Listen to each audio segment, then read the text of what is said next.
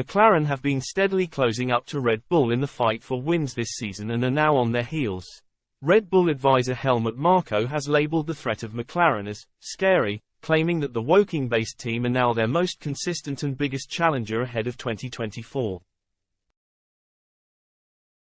McLaren started the campaign with possibly the weakest car on the grid, with both Lando Norris and Oscar Piastri failing to extract any considerable performance from the package during the opening 2 rounds of the season in Bahrain and Saudi Arabia. However, they have steadily clawed back lap time through development in 2023 before making a giant leap forward ahead of the summer break.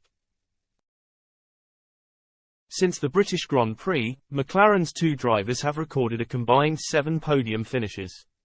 Discussing their threat in an interview with Kronen Zeitung, Marko said, "We have set our pace on McLaren. That's worth noting. What's scary is that it happens on every track. They are our most consistent chasers, still gaining. It can probably be a tough battle for next year," Marko continued, before claiming that the likes of Ferrari and Mercedes can't match the pace of McLaren and us.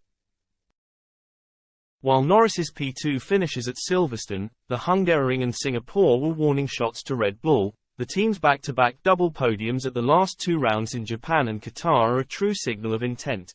Even better for McLaren is that, unlike Red Bull with the struggling Sergio Perez, they are able to fight on both fronts.